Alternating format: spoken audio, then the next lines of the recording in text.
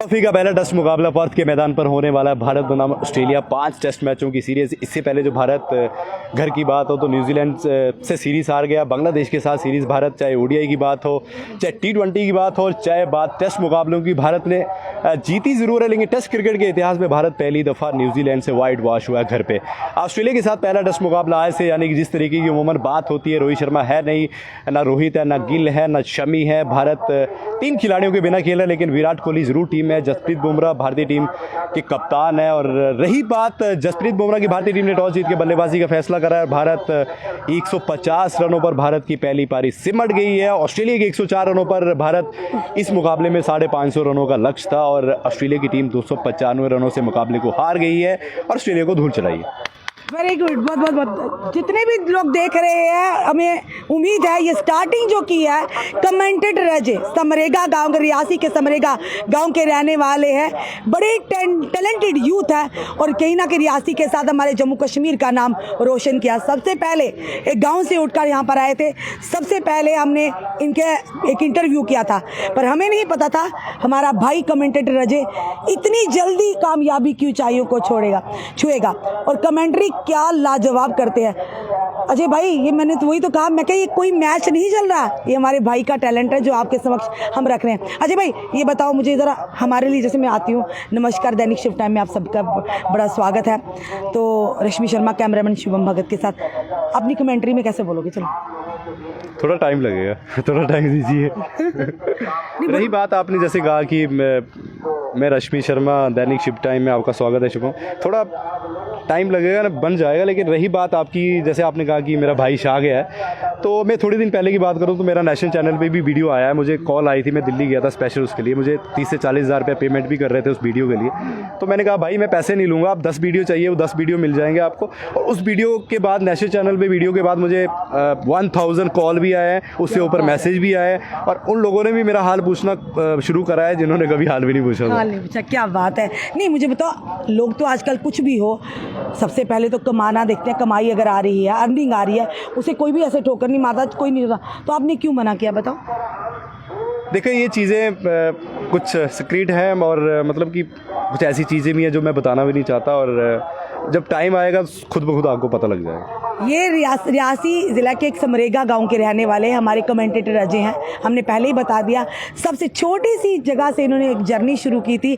आज इनकी कमेंट्री हम खुद कहते हैं लाजवाब है। और आपने भी सुना होगा, लगता कोई इंटरनेशनल या नेशनल प्लेटफॉर्म पर बोल कर ये क्रिकेट की जो है कमेंट्री कर रहे हैं। अजय भाई, एक चीज़ बताओ, एक from the very first day से हमने आपको देखा है, उस दिन के और आज में कितना अंतर है। उस दिन आपने शुरू की थी, हमने भी सोचा था ये आगे किस तरह से बढ़ पाएंगे, क्योंकि एक ही चीज़ को कंटिन्यू करना और उसी लय पे जाना बड़ा मुश्किल कार्य है। तो आपने इसी को अपना प्रोफेशन बनाया है, या और भी काम कोई करते हैं, पढ़ाई भी की है आपने इस चीज़ को आगे, कैसे ये टैलेंट आया, किस तरह से आया आपके दिमाग में? मैं आपको बताऊं तो सबसे पहले मैं आपका और शुभम भाई का मैं बहुत बहुत धन्यवाद करता हूं। उमन बाकी सब हाल पूछते हैं, लेकिन आप सबसे ज़्यादा हाल पूछते हैं। रही बात, शुरुआत उम्र बचपन से ही होती है। जब आप स्कूल जाते हैं तो किसी का सपना होता है डॉक्टर बनने का, इंजीनियर बनने का, IPS बनने का, पायलट बनने का।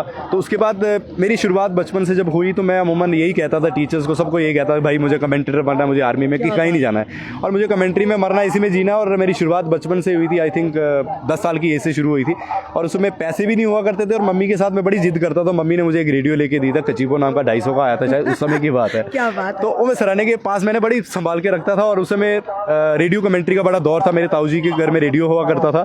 तो उस समय की अगर मैं बात करूं, सुशील दोषी की बात हो, चाहे विनीत गर्ग, प्रकाश वागनकर, बहुत सारे कमेंटेटर का रोल हुआ करता था उस समय। तो शौक पड़ गया, और शौक के साथ 15, 16, 17 की बात है तो मैं रियासी प्रीमियर लीग हुआ करती थी।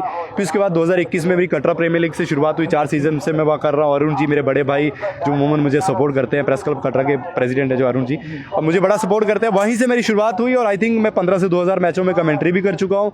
और रही बात बड़े लेवल तक जाने की, तो अभी लगे हैं, और सोचा नहीं है बड़े लेवल तक कहाँ पहुँचना है, क्या करना है, वो सब ऊपर वाला देगा, और मेहनत हम कर रहे हैं। आज जब लोग कहते हैं कमेंटेटर अजय, कैसा लगता है? देखिए, कमेंटेटर अजय जो नाम है, इसको बनाने में और इसको लोगों के बीच में लाने में बड़े मेहनत लगी है। मैंने कुछ लाइनें भी लिखी थी कि जब मेरे किरदार का तूफान नज़र आएगा, वो आसमान भी कम पड़ जाएगा। जनाब, मैं मेहनत से निखर रहा हूँ, मुझे खोजने वाला भी एक दिन मेरे घर तक आएगा। क्या बात है, वाह क्या बात है। मुझे एक चीज़ बताइए, लोगों को, माता पिता को भी सपने होते हैं कहीं ना कहीं उज्जवल भविष्य के अपने बच्चों के। कोई कहता है IAS ऑफिसर बने, कोई कहता है KS ऑफिसर बने, कोई कहता है इतना बड़ा बिजनेस एस्टेब्लिश हो। तो आपके माता पिता ने भी कुछ सोचा होगा, या उन्होंने आपकी खुशी में ही अपने उस सपनों को खोज लिया?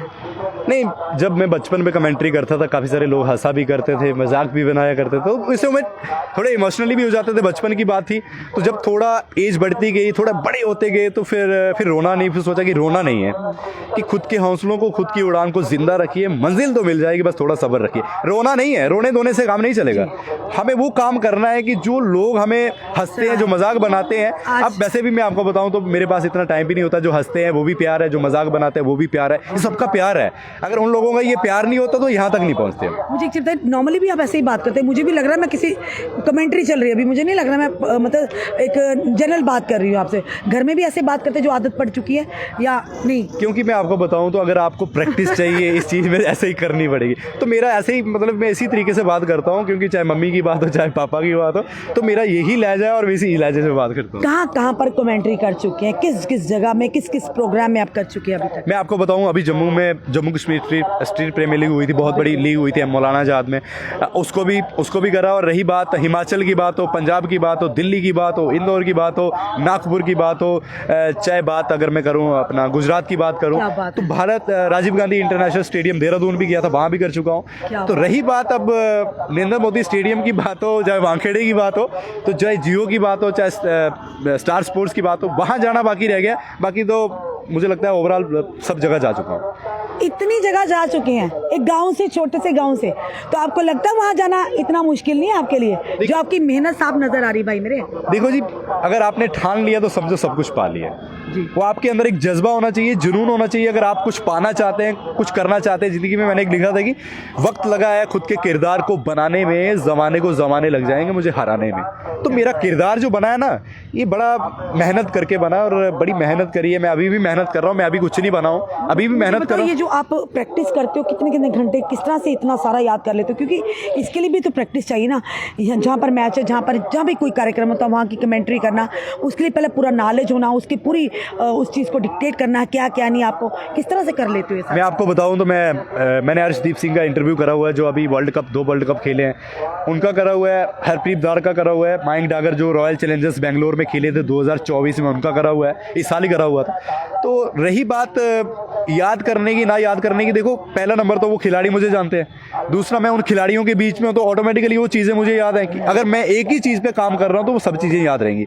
जब आप 10 चीज़ों में टांगे फंसाएंगे तो मुझे लगता है कि वो एक चीज़ भी आपको याद नहीं रहेगी। और मुझे इस अपने काम से प्यार है, तो मुझे याद नहीं, बिल्कुल याद रहेगी। आप खुश हैं? बिल्कुल। ये नहीं लगता कि दूसरों को जब देखते होंगे, अपने एक जो बैचमेट होंगे, अपने कोई दोस्त यार होंगे जो अच्छी अच्छी पोस्टों पे चल गए होंगे, उन्हें देख के या आपको क्या कैसा लगता है? कुछ लगता है ऐसा, कभी ऐसा हुआ फील? नहीं, मैं आपको बताऊं कि जो बड़ी बड़ी पोस्टों पे लोग बैठे हैं, जो लोग, मैं आपको बताऊं, हमारे डीसी साहब जो हमारे डिस्ट्रिक्ट रियासी के हैं, विशेष पॉल महाजन साहब, उन्होंने मुझे बोला कि अगर आपको किसी चीज़ की हेल्प की जरूरत पड़ती है कि आप मेरे पास आएँ ज़रूर।